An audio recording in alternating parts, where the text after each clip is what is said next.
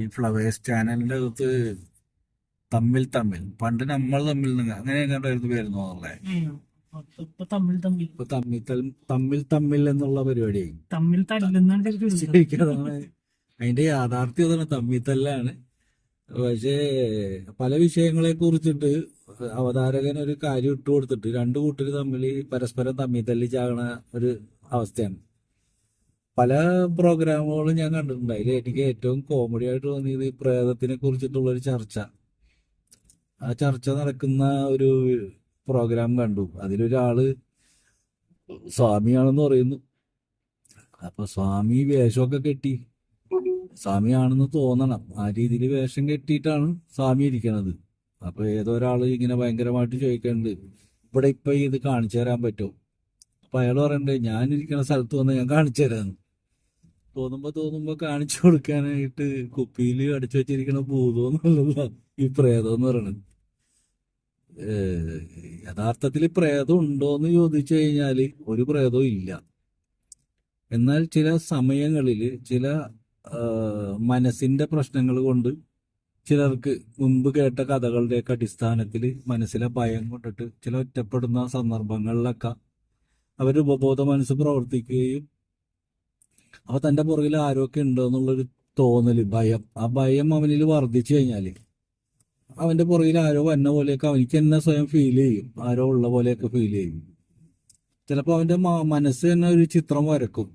ഭയങ്കരമായ ഇരുട്ടിലൂടെയൊക്കെ നടന്നു പോകണമെങ്കിൽ അവൻ തന്നെ ഈ ഉൾഭയം കൊണ്ട് ഇങ്ങനെ നടന്നു പോകണായിരിക്കും. അപ്പൊ അവന്റെ മനസ്സ് തന്നെ ഒരു ചിത്രം വരയ്ക്കും. കേട്ട കഥയുടെ ഏതെങ്കിലും ഒരു സാധനം അവന്റെ മനസ്സിലുണ്ടാവും, ആ രൂപം. അതിന്റെ വെള്ള സാരി കൊടുത്ത പ്രേതങ്ങളാണല്ലോ ഏറ്റവും അധികവും. അത് കാരണം കളർ സാരി കൊടുത്ത പ്രേതങ്ങൾ ആരും കണ്ടിട്ടുമില്ല. ചെറുപ്പം മുതലേ തന്നെ വെള്ള സാരി കൊടുത്ത പ്രേതങ്ങളെ കുറിച്ച് ചർച്ചയാകുന്ന കൊണ്ടിട്ട് ആര് കാണുമ്പോഴും അവള് വെള്ള സാരി കൊടുത്തെന്നേ പറയുള്ളൂ, കളർ സാരി കൊടുത്ത് കണ്ടെന്ന് ആരും പറഞ്ഞിട്ടില്ല. പക്ഷെ യഥാർത്ഥത്തിൽ ഈ ചെറുപ്പകാലങ്ങളില് മനസ്സിൽ തട്ടിയ ഭയങ്ങളൊക്കെ തന്നെയാണ് നമ്മൾ ചില ഒറ്റപ്പെട്ട സന്ദർഭങ്ങളിൽ. ഇപ്പൊ ഒരു ഉദാഹരണം പറഞ്ഞെങ്കിൽ, ഒരു വീട്ടിൽ ചെന്ന് നമ്മൾ താമസിക്കുന്ന സമയത്ത് നമ്മൾ സുഖമായിട്ട് കിടന്ന് ആ വീട്ടിൽ ഉറങ്ങി പോന്നു, ഒരു പ്രശ്നമില്ല. കാരണം ആ വീട്ടിലെ കുറിച്ചിട്ട് നമുക്കൊന്നും അറിയില്ല. അപ്പൊ ആ വീട്ടിലേക്ക് താമസിക്കാൻ പോണതിന് മുമ്പ് വേറൊരാൾ പറഞ്ഞു, എടാ ആ വീട്ടിൽ ഇന്ന മുറിയിൽ ഒരാള് ആത്മഹത്യ ചെയ്താണ് എന്ന് പറഞ്ഞാണ്. അയാൾക്ക് അന്നത്തെ ഒരു ദിവസം അവിടെ താമസിക്കേണ്ട സാഹചര്യമുണ്ട്. അയാൾക്ക് അവിടെ കിടന്ന് ഉറക്കം വരും. അയാളുടെ മനസ്സിൽ മുമ്പ് കേട്ട ആ ഒരു ഭയം എന്താവും, കിടന്ന് വർക്ക് ചെയ്യാൻ തുടങ്ങും. അയാള് ടെൻഷൻ അടിച്ച് സൗണ്ട് കേട്ടാലും പിന്നെ എന്ത് സൗണ്ട് കേട്ടാലും ജനാല ഒന്ന് അടഞ്ഞാലും ഒക്കെ അയാള് ഭയങ്കരമായിട്ട് ഡിപ്രഷനാവും. അപ്പൊ ഇതൊരു വശമാണ്. ഇതൊരു വശം ഇങ്ങനെ തന്നെയാണ്. കാരണം മനസ്സിന്റെ ഭയം കൊണ്ട് തന്നെയാണ് 100% ഈ പ്രേതം ഉണ്ടെന്ന് പലരും പറയണത്.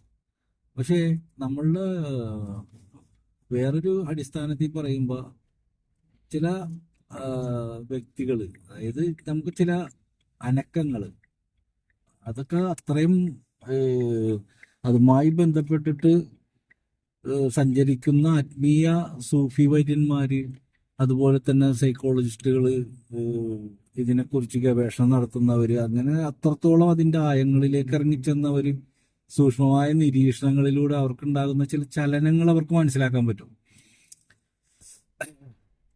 അങ്ങനെ അത് വളരെ അപൂർവമാണ്, എല്ലായിടത്തൊന്നുമില്ല, വളരെ അപൂർവമാണ്.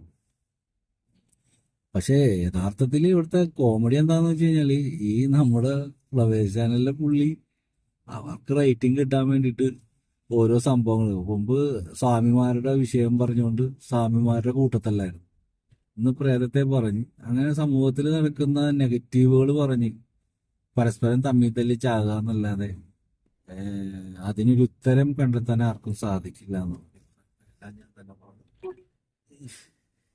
അല്ല, ചർച്ച ചെയ്യാനിവിടെ വേറെ എന്തോരം വിഷയങ്ങളുണ്ട്. ഇവിടെ അവിടെ പട്ടിണി കിടക്കണം, പെട്രോളിന്റെ ഇതിന്റെ വില കൂടുന്നു, സ്വർണത്തിന്റെ വില കൂടുന്നു, അതൊക്കെ ചർച്ച ചെയ്യാൻ.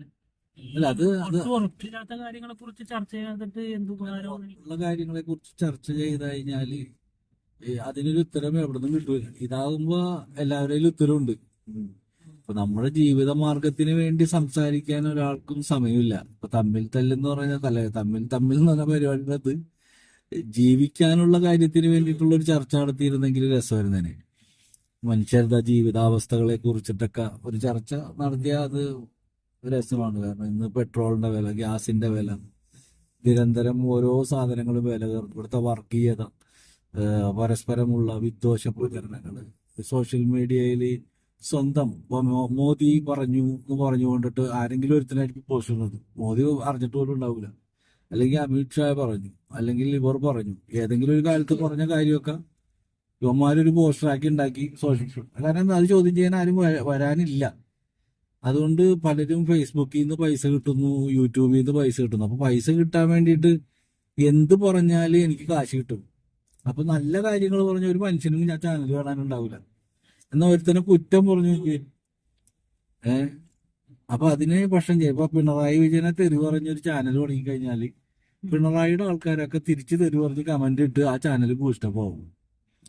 വി ഡി സതീശനെ കുറിച്ച് പറഞ്ഞൊരു ചാനൽ തുടങ്ങി കഴിഞ്ഞാല് അയാൾക്കെതിരെയുള്ള ആൾക്കാരും അനുകൂലികളും അതിൻ്റെ അകത്തൊന്നും അറിയും. സത്യത്തിൽ നമ്മുടെ വീട്ടിലെ പ്രശ്നം പറഞ്ഞൊന്ന് കരഞ്ഞാല ഒരു പട്ടി അതിനകത്തേക്ക് നോക്കാനുണ്ടാകില്ല. അതാണ് ഇവിടുത്തെ നമ്മുടെ നാട്ടിലെ കേരളത്തിന്റെ. അതാണ് സ്വാമി വിവേകാനന്ദൻ പറഞ്ഞത്, കേരളം ഒരു ഭ്രാന്താലയമാണ് എന്നും പറഞ്ഞ് സ്വാമി വിവേകാനന്ദൻ പോയി. ഈ അടുത്ത ഒരാളൊരു പോസ്റ്റ് ഇട്ട്, എന്താണ് സ്വാമി വിവേകാനന്ദൻ കാല് കൊണ്ടിട്ട് മറ്റേ പുള്ളിനെ ചവിട്ടണായിട്ട്. നമ്മുടെ എന്തായാലും യോഗി ആദിത്യനാഥിന് സ്വാമി വിവേകാനന്ദൻ കരാട്ടെ പോസ്റ്ററിൽ ചവിട്ടുന്ന ഒരു പോസ്റ്റർ. ഓരോരുത്തരുടെ ഉള്ളിലെ അമർഷങ്ങളാണ് അവരൊക്കെ എടുത്ത്, അതെന്തോ കേസൊക്കെ എന്തൊക്കെ എന്തോ വഴിയായിരുന്നു തോന്നുന്നു. അങ്ങനെയൊക്കെ കണ്ടു. അപ്പൊ നിരന്തരം ഈ ഫേസ്ബുക്കിന്റെ അകത്തൊക്കെ നമ്മൾ നോക്കുമ്പോ കംപ്ലീറ്റ് വർഗീയ പോസ്റ്ററുകളാണ്. കൂടുതലും ഫേസ്ബുക്കിലാണ്, ബാക്കിയുള്ള സോഷ്യൽ മീഡിയയിൽ അത്രയും കണ്ടിട്ടില്ല.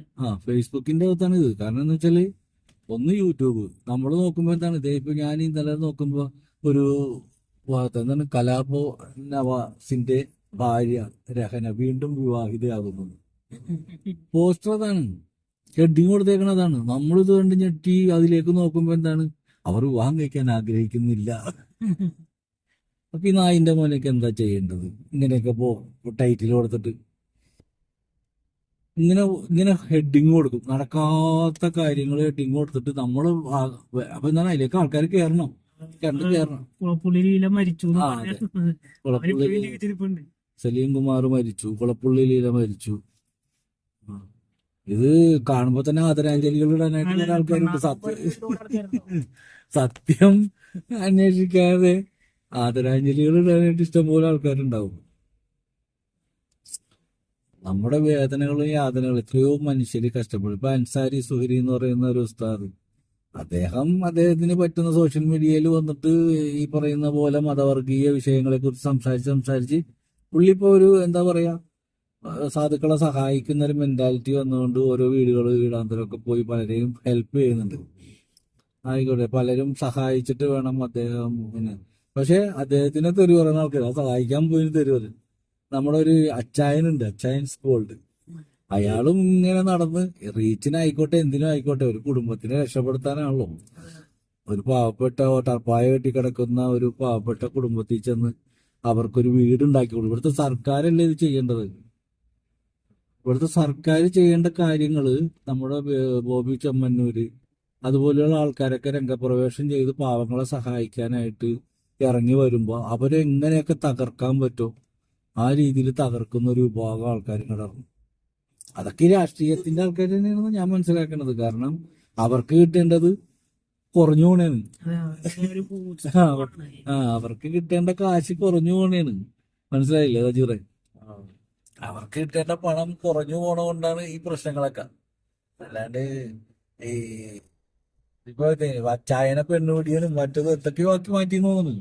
പുള്ളി ഇങ്ങനെ ഹൈലൈറ്റ് ആയിട്ട് ഇങ്ങനെ കയറി വന്നപ്പോഴത്തേക്ക് കുറെ ആൾക്കാർ കയറി പുള്ളിനെ അടിച്ച് നിരപ്പാക്കി. അപ്പൊ സഹായിക്കാൻ വരുന്നവരെ ഇന്നലെ ഞാൻ മറ്റേ ആ സിനിമയിലെ പാട്രിയറ്റില് മമ്മൂട്ടി പറയണ ഒരു ഡയലോഗ് ഉണ്ടല്ലോ, എന്താണ്, കേരളത്തിൽ നിന്ന് ജീവിക്കാൻ വേണ്ടിയിട്ട് കുറെ ആൾക്കാർ വിദേശത്തേക്ക് തന്നെയാണ്. അവര് നമ്മുടെ നാടിനെ സന്തോഷിപ്പിക്കാൻ വേണ്ടിയിട്ട് അല്ലെങ്കിൽ നാട്ടില് സുഖമായിട്ട് ജീവിക്കാൻ വേണ്ടിയിട്ട് വിദേശത്തേക്ക് വന്ന് കഷ്ടപ്പെട്ട് പോണേനോ. എന്നാൽ കേരളത്തിൽ നിന്ന് അതേ നാടിന്റെ കുഴപ്പങ്ങൾ മനസ്സിലാക്കിയിട്ട് അതിനെ രക്ഷപ്പെടുത്താൻ ശ്രമിച്ച് കുറ്റവാളിയായിട്ടും മുങ്ങി വിദേശത്ത് വരുന്ന ആൾക്കാരും ഉണ്ടെന്ന് പറയുന്ന ഒരു വാദം. അപ്പൊ എപ്പോഴും സത്യം എപ്പോഴും എന്താ പറയാ ജയിക്കില്ല. സത്യം എപ്പോഴും തോൽക്കും. അത് അവസാനം ജയിക്കുള്ളൂ. പക്ഷെ ജയിക്കുമ്പോഴത്തേക്കും ആരും ഉണ്ടാവില്ല. നമ്മള് ശരിക്കും പറഞ്ഞു കഴിഞ്ഞാല് ഈ മരിച്ചു കഴിയുമ്പോഴാണ് എല്ലാ ആൾക്കാരും മഹാന്മാരാണ്. ജീവിച്ചിരിക്കുമ്പോ അവരെ പരിഹസിക്കുകയും കളിയാക്കുകയും ഒക്കെ ചെയ്യും. പക്ഷെ മരിച്ചു കഴിഞ്ഞാലാ അത് ഇപ്പൊ ഉമ്മൻചാണ്ടി ഇപ്പൊ ആയാലും ഇപ്പൊ ഇപ്പൊ ജീവിച്ചിരുന്ന പിണറായി വിജയൻ എല്ലാവരുടെയും ശത്രുവാണ്. പിണറായി വിജയൻ എല്ലാവർക്കും അയാൾ നാറിയാണ്, പരനാറിയാണ്, തെണ്ടിയാണ്, ആനയാണ്, തേങ്ങയാണ്. ഇനിയിപ്പോ അദ്ദേഹത്തിന്റെ മരണ വാർത്ത വന്നു കഴിഞ്ഞാൽ വളരെ രസമായിരിക്കും. ഇത്രയും നല്ല പ്രഗത്ഭനായ ഒരു മന്ത്രി ഉണ്ടായിരുന്നില്ല. ഉമ്മൻചാണ്ടിയുടെ കാലത്ത് നമ്മ കണ്ടതാണ്. ഉമ്മൻചാണ്ടീനെ എന്തെല്ലാം കാട്ടിക്കൂട്ടി, സോളാർ കേസിലും മറ്റേലും മറിച്ചേലും പെണ്ണുപിടിയനാക്കിയിട്ടും ഒക്കെ കാട്ടി അവസാന ഒടുവില് മരിച്ചു കഴിഞ്ഞപ്പോ ഇത്രയും നല്ല അതെ, അതെ. അങ്ങനെ എല്ലാവരെ കുറിച്ചും ജീവിച്ചിരിക്കെ എല്ലാവരെയും നാറിന്ന് വിളിക്കും. മരിച്ചു കഴിയുമ്പോൾ ആ നാറ്റം മാറ്റി കൊടുക്കുകയും ചെയ്യും. അതാണ് നമ്മുടെ കേരളത്തിലെ ജനങ്ങളുടെ ഏറ്റവും വലിയ പ്രത്യേകത. അതുകൊണ്ട് തന്നെയാണ് സ്വാമി വിവേകാനന്ദൻ പറഞ്ഞത് കേരളം ഒരു ഭ്രാന്താലയമാണ്.